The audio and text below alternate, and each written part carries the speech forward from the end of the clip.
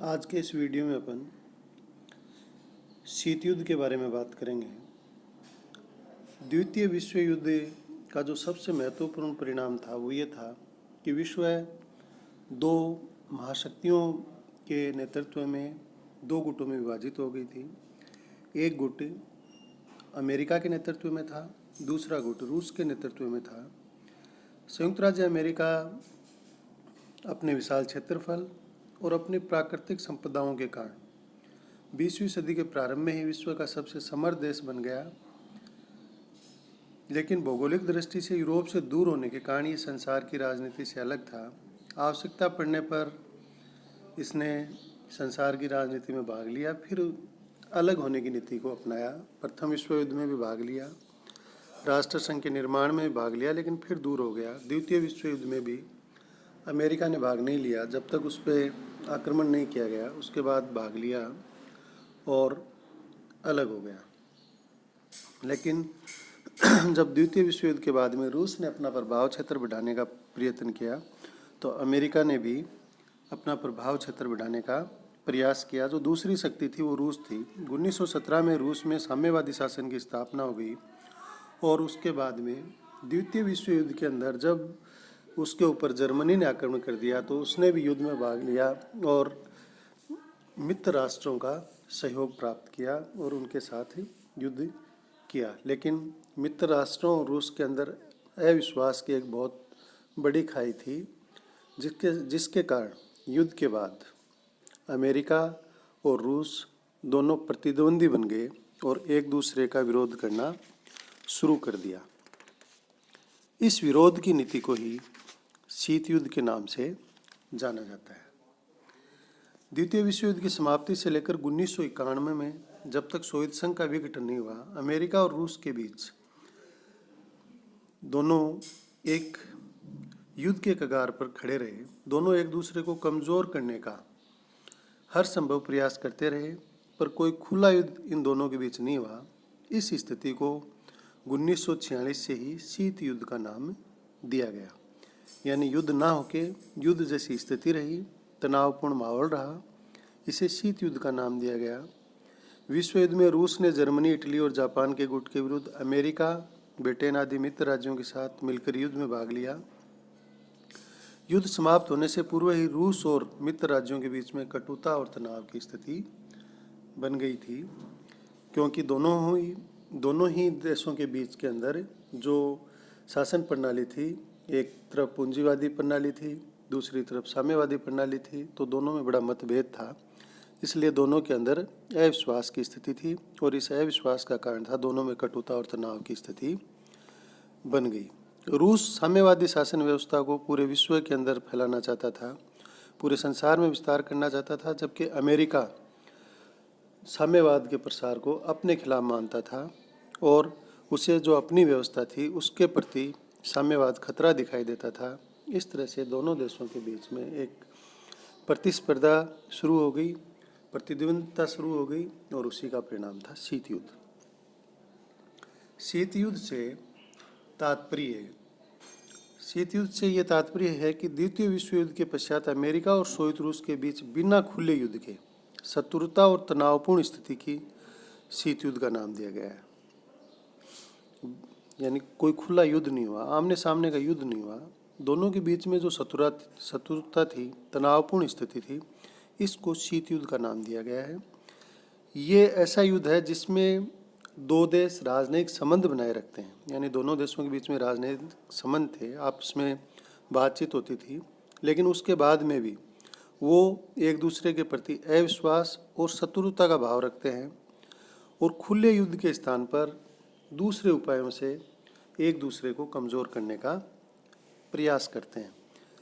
इसमें दोनों पक्ष राजनीतिक, आर्थिक, सांस्कृतिक मोर्चे पर संघर्षरत होते हैं और ये युद्ध हथियारों की जगह प्रचार के माध्यमों, यानी पत्र पत्रिकाओं में एक दूसरे के खिलाफ लिखना, पुस्तकों में एक दूसरे के खिलाफ लिखना, रेडियो टेलीविज़न पर एक दूसरे के खिलाफ प्रचार प्रसार करना, दूसरे देशों के जो विरोधी पक्ष हैं उनकी आलोचना करना, संस्थाओं की आलोचना करना, कार्यों की आलोचना करना तथा दूसरे पक्ष का मनोबल तोड़ने के लिए जो भी कार्य किए जा सकें उन सब कार्यों को करना तथा अपनी जो व्यवस्था है, साम्यवादी व्यवस्था वाले अपनी साम्यवादी व्यवस्था को श्रेष्ठ बताते थे, जबकि जो अमेरिकन व्यवस्था थी, पूंजीवादी व्यवस्था है, लोकतांत्रिक व्यवस्था, वो अपनी व्यवस्था को श्रेष्ठ बताकर एक दूसरे का मनोबल तोड़ने का प्रयास करते थे। दोनों की जो गुप्तचर संस्थाएं थी वो भी एक दूसरे के खिलाफ काम करती थी। यानी एक ऐसा माहौल जो युद्ध न होते हुए भी युद्ध जैसा माहौल, तनावपूर्ण स्थिति, इसको शीत युद्ध का नाम दिया गया, जो कि प्रचार प्रसार के माध्यमों से एक दूसरे के खिलाफ वातावरण तैयार किया जाता था, उसे शीत युद्ध कहा गया। और ये शीत युद्ध मुख्यतः दोनों देशों के वर्चस्व के कारण था। अमेरिका ये चाहता था कि दुनिया पर उसका वर्चस्व हो और रूस ये चाहता था कि दुनिया पर उसका वर्चस्व हो। इस स्थिति को शीत युद्ध का नाम दिया गया। अब शीत युद्ध के कारण क्या थे? तो जो पहला कारण आता है वो साम्यवादी और पूंजीवादी विचारधाराओं में टकराव। जैसा कि अपन पहले बात कर चुके हैं कि 1917 में रूस में साम्यवादी क्रांति हुई और पूरे संसार में रूस ने उसी व्यवस्था को स्थापित करने का कार्य करना शुरू कर दिया, जिससे संसार के अन्य देशों के सामने एक चुनौती की स्थिति उत्पन्न होगी। साम्यवादी क्रांति ने संसार भर में वर्ग संघर्ष का खतरा उत्पन्न कर दिया। द्वितीय विश्व युद्ध में जर्मनी द्वारा आक्रमण के कारण रूस मित्र राज्यों के पक्ष में युद्ध में शामिल हुआ, किंतु दोनों पक्षों के मध्य गहरे मतभेद थे जो दूर नहीं किए जा सकते थे। युद्ध समाप्त होते ही दोनों की शत्रुता खुलकर सामने आ गई। रूस का जो शासक था स्टालिन, उसने दुनिया पर विजय होने तक युद्ध जारी रखने की बात कही और अमेरिका ने दुनिया के किसी भी देश में साम्यवादी स्थापना के प्रयास को अपने ऊपर आक्रमण माना। यानी जो रूस का शासक था स्टालिन, वो ये कहता था कि पूरी दुनिया पर साम्यवादी व्यवस्था स्थापित होनी चाहिए, जबकि अमेरिका ये कहती थी अगर किसी भी देश में साम्यवाद की स्थापना होती है तो वो उसके खिलाफ है। दूसरा जो कारण था वो था युद्ध काल में परस्पर अविश्वास की भावना। जब जर्मनी ने रूस के ऊपर आक्रमण कर दिया तो रूस ने मित्र राष्ट्रों को जर्मनी के खिलाफ दूसरा मोर्चा खोलने की बात कही, लेकिन मित्र राष्ट्रों ने दूसरा मोर्चा बहुत लंबे समय के बाद खोला और इसे रूस ने अपने खिलाफ माना। रूस ये मानता था कि इन्होंने देर इसलिए की कि रूस की जो ताकत है वो ख़त्म हो जाए, उसके बाद हम मोर्चा खोलेंगे। रूस बर्बाद हो जाए उसके बाद मोर्चा खोलेंगे। तो युद्ध काल के अंदर ही रूस और अमेरिका यानी मित्र राष्ट्रों के बीच में अविश्वास की स्थिति पैदा हो गई और ये शीत युद्ध का एक कारण बना। तीसरा है रूस द्वारा पूर्वी यूरोप के देशों और पूर्वी जर्मनी में अपनी कठपुतली सरकारों की स्थापना करना। जैसे युद्ध की समाप्ति हुई या युद्ध खत्म हुआ तो रूस ने पोलैंड, हंगरी, रोमानिया, चेकोस्लोवाकिया, जहाँ पर जर्मनी सेनाओं ने अधिकार कर लिया था, इन सेनाओं को रूसी सेना ने इन क्षेत्रों को खाली करवाया। पूर्वी जर्मन सेना ने रूसी सेना के सामने हथियार डाल दिए। तो रूस ने इन सभी क्षेत्रों पे जहाँ इसने खाली करवाया या जर्मनी को पराजित किया, इन देशों के ऊपर अपना सैन्य अधिकार का लाभ उठाकर साम्यवादी सरकारों की स्थापना कर दी।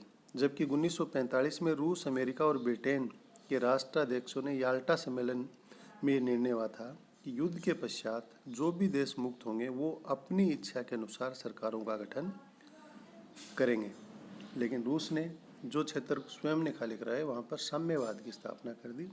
इस प्रकार दोनों पक्षों के बीच अविश्वास की स्थिति पैदा हुई और शीत युद्ध का प्रारंभ हुआ। शीत युद्ध के काल में तनावपूर्ण स्थिति। युद्ध के समाप्त होते ही अमेरिका और रूस के बीच में तनाव का प्रारंभ हो गया और स्टालिन ने फरवरी 1946 में साम्यवाद की अंतिम विजय होने तक युद्ध जारी रखने की बात कही।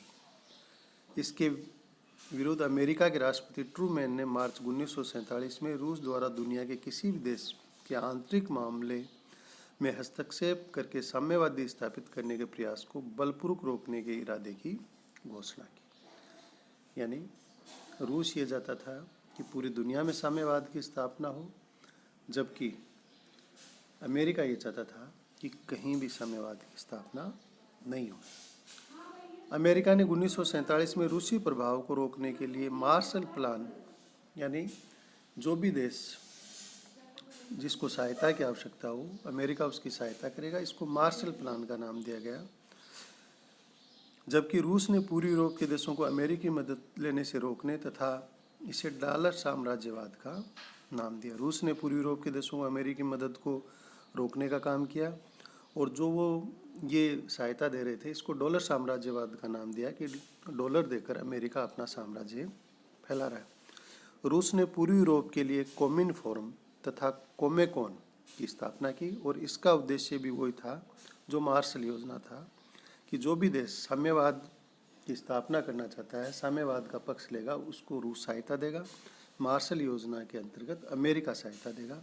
इस प्रकार दोनों देशों के बीच में एक तनावपूर्ण स्थिति हो गई और इसे शीत युद्ध कहते हैं। शीत युद्ध का एक परिणाम था कि शस्त्रों की होड़, दुनिया के अंदर शस्त्रों की होड़ हो गई। 1949 तक अमेरिका के पास ही परमाणु बम थे, लेकिन 1 सितंबर 1949 को रूस ने भी परमाणु बम का परीक्षण करके इसके एकाधिकार को समाप्त कर दिया। इस प्रकार दोनों देशों के पास परमाणु बम होने पर परमाणु युद्ध का खतरा हो गया और दोनों देश एक दूसरे से आगे निकलने के लिए हथियारों के निर्माण की शुरुआत कर दी। 1952 में अमेरिका ने हाइड्रोजन बम का निर्माण कर लिया। बदले में 1953 में रूस ने भी हाइड्रोजन बम बना लिया। इसके बाद में रूस ने अंतर्महाद्वीपीय प्रक्षेपास्त्र बना लिए जिनके द्वारा हजारों किलोमीटर तक परमाणु हमला किया जा सकता था। लेकिन कुछ ही समय बाद अमेरिका ने भी ऐसे प्रक्षेपास्त्रों का निर्माण किया। इस तरह से वायुयान, युद्धपोत, पनडुब्बियां, बम आदि बनाने की होड़ दोनों पक्षों के बीच में चलती रही। शस्त्रों की होड़ के कारण ऐसे युद्ध का खतरा उत्पन्न हो गया जिसके प्रारंभ होने पर कुछ ही मिनटों में हजारों वर्षों से विकसित विश्व सभ्यता का अंत हो सकता था। अब जो बुद्धिजीवी वर्ग थे दोनों ही देशों के, उन्होंने इस युद्ध को टालने का प्रयास प्रारंभ कर दिया। यानी शुरू के अंदर दोनों देशों ने शस्त्रों की होड़, लेकिन बाद में उन्होंने देखा कि अगर युद्ध शुरू होता है तो ये दुनिया जो हजारों वर्षों से विकसित हुई है वो कुछ ही समय में अंत हो जाएगा। तो इन्होंने निशस्त्रीकरण की बात की। इसको टालने के लिए 1963 में अमेरिका और रूस ने परमाणु परीक्षणों पर प्रतिबंध लगाने का समझौता किया और इसी कड़ी में धीरे धीरे अनेक समझौते होते गए जिनमें यह तय किया गया कि जितने हथियार जिन देशों ने बना लिए हैं उसके आगे वो हथियार नहीं बनाएंगे और जिन देशों के पास जो परमाणु बम, हाइड्रोजन बम या प्रक्षेपास्त्र नहीं है वो इस दिशा में कोई भी कार्य नहीं करेंगे। उन देशों को टेक्नोलॉजी का हस्तांतरण नहीं किया जाएगा जिससे बहुत कम देशों के पास ऐसे हथियार हों और वो इन हथियारों को जिम्मेदारीपूर्ण रखें, जिससे जो दुनिया है उसके सामने नष्ट होने का खतरा है वो कम हो जाए। 1991 के अंदर रूस जो सोवियत संघ था उसका विघटन हो गया और सोवियत संघ के विघटन के साथ ही इस शीत युद्ध की समाप्ति हो गई और रूस कई राज्यों में विभाजित हो गया जिससे उसकी शक्ति भी कम हो गई और विश्व में अमेरिका एकाधिकार की तरफ चल पड़ा। इस तरह से शीत युद्ध की समाप्ति हुई। शीत युद्ध के सामाजिक, आर्थिक तथा मानसिक परिणाम बड़े भयंकर निकले। शीत युद्ध के वर्षों में दोनों ही बड़े देशों ने संसार के देशों को अपने पक्ष में करने के लिए इन देशों को आर्थिक सहयोग देने तथा उनके औद्योगिकरण के सहयोग की नीति अपनाई। इससे यूरोप में तीव्र औद्योगिकरण हुआ और दुनिया के जो गरीब देश थे उनका विकास भी हुआ। लेकिन इसके दुष्परिणाम भी हुए और उन दुष्परिणामों में सबसे बड़ा है नए नए शस्त्रों का विकास, परमाणु हथियारों का विकास। और ये परमाणु हथियारों का विकास इतना खतरनाक है कि अगर युद्ध होता है तो पूरी दुनिया खत्म हो जाएगी या पूरी दुनिया को नुकसान होने का इससे डर है। व्यापार में वृद्धि हुई। दो बड़े देशों के द्वारा अन्य देशों को सैनिक सहायता देने के कारण दुनिया के अनेक क्षेत्र तनाव के क्षेत्र बन गए। इन दोनों देशों ने दुनिया के जो छोटे छोटे क्षेत्र थे, देश थे, उनको अपने पक्ष में करने के लिए सहायता दी और सहायता देने के कारण दुनिया के अंदर जगह जगह तनाव के क्षेत्र बन गए। तो ये भी इस युद्ध का एक बड़ा कारण है। शीत युद्ध के कारण आणविक युद्ध का भय निरंतर बना रहता था और वो हथियार अब भी हैं तो निरंतर बना रहेगा। ये भी एक इसका कारण है जिससे दुनिया मानसिक तनाव के अंदर रहती है। इस प्रकार से शीत युद्ध, द्वितीय विश्व युद्ध के बाद में दो महाशक्तियों अमेरिका और रूस की प्रतिस्पर्धा के कारण शुरू हुआ। 1991 में सोवियत संघ के विघटन से इस युद्ध की समाप्ति हुई, लेकिन फिर भी इसके परिणाम दुनिया को आगे तक भुगतने होंगे। इसके कुछ सुखद परिणाम भी थे कि दुनिया के जो गरीब देश थे, जो जिन देशों में औद्योगिकरण नहीं हुआ था, उन देशों का औद्योगिकीकरण हुआ, गरीब देशों को सहायता प्राप्त हुई। लेकिन इसका सबसे जो बड़ा नुकसान था वो था आणविक हथियारों की खोज और नए नए हथियारों को बनाना, जिससे दुनिया में विश्व को अगर युद्ध होता है तो ख़त्म होने का डर भी बना रहा।